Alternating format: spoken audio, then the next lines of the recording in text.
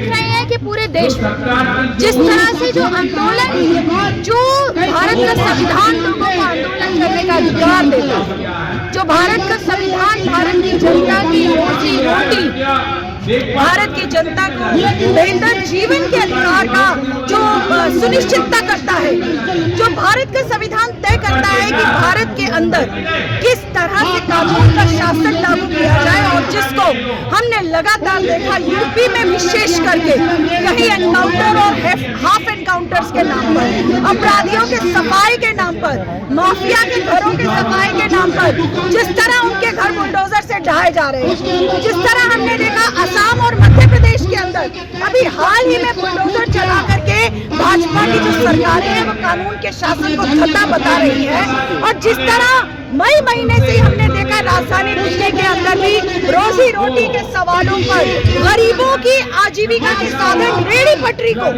गरीबों के घर जो रोहिणी सेक्टर 15 के अंदर गरीब लोग पन्नी लगाकर रह रहे थे, उनके घरों को बुलडोज किया गया है।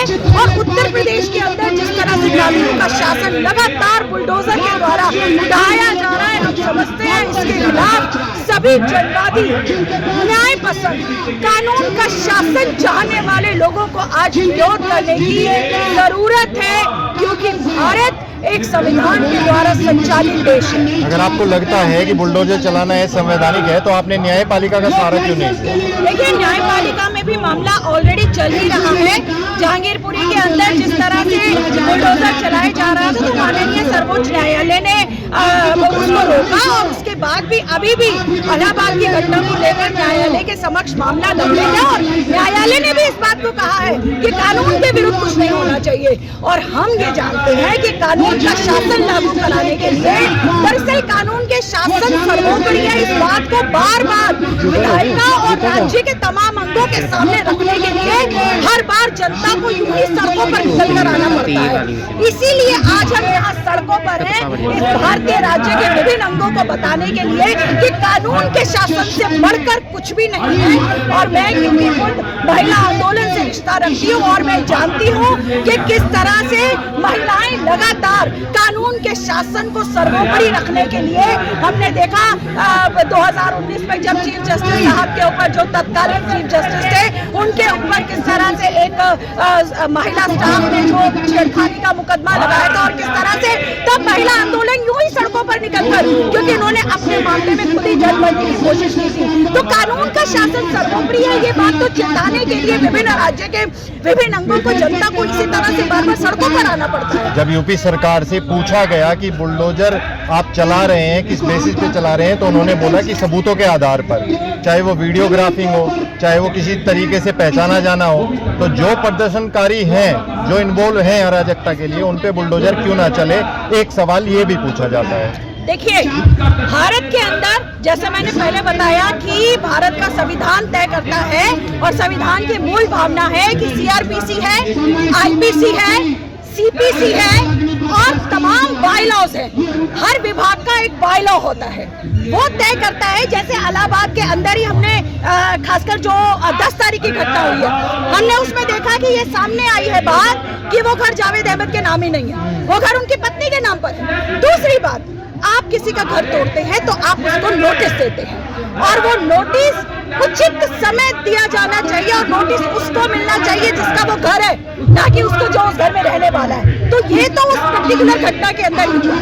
दूसरी बात, आपने जो बात कही कि प्रदर्शनकारियों को वीडियोग्राफी के आधार पर तय करके कि जो इन्वॉल्व है, हम कहना चाहते हैं कि कौन इन्वॉल्व है, किसी ने अपराध किया है या नहीं, आरोपी को अपराधी और दोषी करार देने का अधिकार केवल न्यायपालिका के पास है। न्यायपालिका एक प्रॉपर ट्रायल करके फिर तय करती है कि कोई आरोपी दोषी है या नहीं। आरोपी को अपराधी बना देना ये कानून के शासन के उल्लंघन में है, इस तरह वीडियोग्राफी के आधार पर। और भारत का कोई कानून अभी नहीं कहता है कि वीडियोग्राफी के आधार पर या चंद लोगों के बयान स्वाभिमान के आधार पर आप किसी आरोपी को अपराधी मान लेंगे। इसलिए अगर योगी सरकार और उनके अफसर जो भी ये काम कर रहे हैं, हम कहना चाहते हैं विशेषकर जो उस इलाके का डीएम है, जो वहाँ के एसडीएम है, जो वहाँ के आईपीएस अधिकारी है, कि आपने भारत के संविधान को रक्षा करने की कसम खाई है और संविधान की मर्यादा की रक्षा करना और भारत की संविधान की सॉलिडरिटी को बना के रखना, ये आपकी जिम्मेदारी है, ना कि सरकारों के मन चाहे फरमानों को मानना आपकी जिम्मेदारी है। आपने अग्निपथ योजना का भी जिक्र किया कि उसका भी हम विरोध करें, लगता सरकार वापस लेगी? देखिए, अग्निपथ योजना दरअसल में पूरे पिछले कई सालों में जो ठेकाकरण की मामला चल रहा है कि भारत के अंदर हर चीज ठेके पर होगी। भारत के तमाम नौकरियां तो पहले वो ठेके पर है। अस्पतालों का ठेका, अस्पतालों में नौकरी हो, अध्यापकों की नौकरी हो, तमाम मेहनत कशों के जीवन को उन्होंने ठेकाकरण से प्रभावित कर रखा है। और अब ये सेना की लड़ाकू इकाइयों में भी अग्निपथ योजना के द्वारा ठेकाकरण को लेकर आ रहे हैं। और इस पूरी योजना ने बेरोजगारी की स्थिति कितनी विस्फोटक है उसको सामने लाके रख दिया है, जिस तरह से युवा सामने आए हैं। और हम समझते हैं कि युवाओं का अगर एक सक्रिय, एक संगठित और एक बेहतर योजनाबद्ध आंदोलन के द्वारा भारत सरकार को इस स्कीम को वापस लेना पड़ेगा।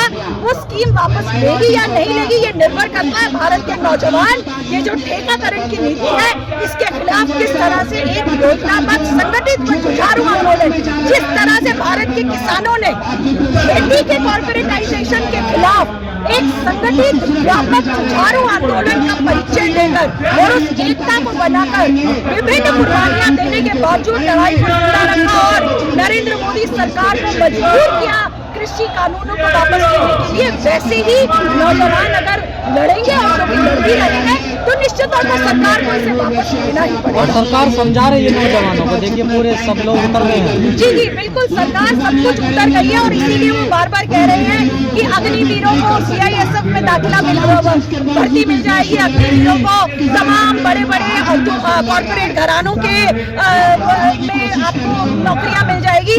मगर भारत की एक सेना नहीं कह रही है कि सभी अग्निवीरों को हम एब्जॉर्ब कर देंगे। तो ये किस तरह से आप लोग दरअसल में ये भारत के नौजवानों के साथ मजाक हो रहा है कि 17 साल का युवा, 17.5 साल का युवा और 21 साल की उम्र में रिटायर हो जाएगा। जब उसका जीवन शुरू होने वाला है तब आप उसको रिटायर कर देंगे। और इसमें भी इंटरेस्टिंग बात यह है कि 75% लोगों को क्योंकि आप निकाल देंगे तो उस नौजवान के सामने तो उसके आत्मसम्मान के खिलाफ बात हो जाएगी, क्योंकि ये सवाल उठेगा कि तुम काबिल ही नहीं। लेकिन रिटायर फौजी कह रहे हैं बड़ा रिफॉर्म है ये सेना में। नहीं, कोई रिफॉर्म नहीं है। देखिए, सवाल ये रिफॉर्म नहीं है, ये भारत की सेना का जो एक दर्जा है, जो उसका पहले से विश्व स्तरीय दर्जा है, उसको दर्जा विहीन कर देने की स्कीम है। और ये भारत की लड़ाकू इकाइयों के अंदर ठेकाकरण की योजना, और इसका विरोध किया जाना चाहिए, क्योंकि ये नहीं हो सकता है कि सेना जो कि भारत की रक्षा के लिए भारतीय राज्य का एक महत्वपूर्ण अंग होती है सेना, और सेना के अंदर एक स्थायी और सम्मानजनक नौकरी की तलाश में भारत के युवा बड़ी मेहनत करते हैं और कड़ी मेहनत करते हैं। और उसको इस तरह से ठेकाकरण करके जो भी आपके तर्क नहीं है, जो भी सरकार स्वयं और अलग अलग जो अंग है वो भी जिस तरह के तर्क दे रहे हैं, दरअसल में तर्क नहीं। सेना के अधिकारी कह रहे हैं वापस तो नहीं होगी। देखिए, जनता तय करती है ये। अगर जनता और युवा ढंग से अच्छे से एक शांतिपूर्ण तरीके से एक व्यापक लड़ाई खड़ी कर सकेंगे तो ये नीति का सवाल है और ये तो सरकारों को वापस लेना ही पड़ेगा। लेकिन कई लोग कह रहे हैं जो कल्चर चला हुआ रेजिमेंट का, जो जातीय समूह वो भी खत्म हो जाएगा। देखिए, क्वेश्चन यहाँ पर जातीय समूह की रेजिमेंट उसकी जो वो कल्चर है उसको खत्म करने के लिए ये आपकी नियत नहीं है। आपकी नियत दरअसल में टीकाकरण करने की है।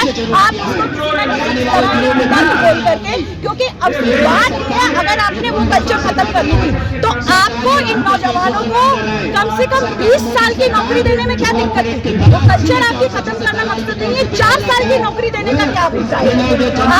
आप उन नौजवानों को स्थायी और सम्मानजनक रोजगार की गारंटी क्यों नहीं? कहा जा रहा है यंग होगी सेना, जो टाइगर हिल पे भी चढ़ सकती है। नहीं, देखिए, सवाल ये होता है कि ये जो यंग और उसकी बात होती है, आप जब तक वो इस लायक होंगे तब तक तो वो रिटायर हो जाएंगे। आपको उनको तैयार करना पड़ता है, एक ट्रेनिंग देना और उस ट्रेनिंग को व्यवहार में लागू करवाना, उसमें समय लगता है, उसमें आप मौके देते हो। ये इस तरह के दरअसल में आप काल्पनिक बातें कर रहे हैं इस तरह की चीजों को। सरकार समर्थकों का कहना है कि नीति विरोध की बजाय भाजपा विरोध ज्यादा है, इसलिए लोग विरोध कर रहे हैं। देखिए, ये भाजपा विरोध, भाजपा अगर इस तरह की चीज लेकर आएगी तो जाहिर सी बात है देश में भाजपा का भी विरोध होगा, परंतु जो लोग जायज विरोध कर रहे हैं वो केवल भाजपा का विरोध नहीं कर रहे हैं। ये नीति चाहे अगर इसे कोई भी पार्टी लेकर आती, और हम विशेषकर कहना चाहते हैं कि ठेकाकरण की जो पूरी नीति है, ये दरअसल में 1990 में जब नई आर्थिक नीतियों के द्वारा मनमोहन सरकार ने जो जिस नीति को शुरू किया था, दरअसल में भाजपा सरकार उसी को और तेजी के साथ कर रही है। तो इसमें ये बात तो है ही कि आज तमाम जो विपक्षी पार्टियां हैं उनकी नीतिगत सहमति असल में है इसके ऊपर। इसीलिए हम नौजवानों से बार बार ये आग्रह भी करते हैं और कहना भी चाहते हैं कि आज इस नीति का विरोध करने की जरूरत है। ये जो टीकाकरण की नीति है, ये जो स्थायी रोजगारों को स्थायी रूप से समाप्त कर देने की नीति है, और इस नीति के ऊपर तमाम शासक वर्गीय पार्टियां एक है, इसलिए नीतियों का विरोध करना और व्यापक एकता और जनता के व्यापक हिस्सों को आंदोलनों में उद्वेलित करने के बाद इन नीतियों को हराना। तमाम युवा दुखी होकर आत्महत्या कर रहे हैं, तमाम हजारों युवाओं पर केस हो गए। देखिए, सबसे पहली बात तो ये कि हम ये कहना चाहते हैं, जितने भी ये मोदी सरकार और तमाम राज्य सरकारों ने नौजवानों के ऊपर केस बनाए हैं, और ये केस बनाकर जो नौजवानों को डराने की कोशिश कर रही है, इन केसों को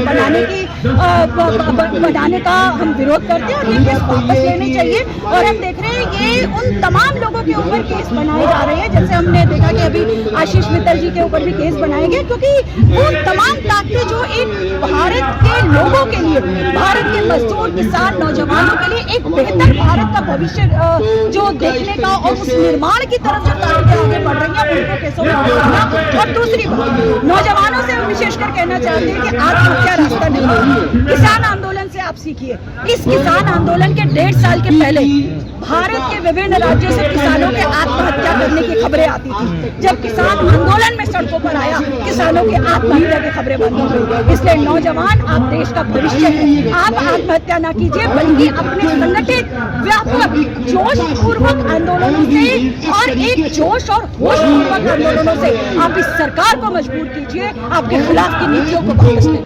अगर आपने अभी तक हमारा चैनल सब्सक्राइब नहीं किया है तो सब्सक्राइब करें और घंटी का बटन बिल्कुल भी दबाना ना भूलें, ताकि सभी लेटेस्ट खबरें पहुंच सकें आप पे सबसे पहले।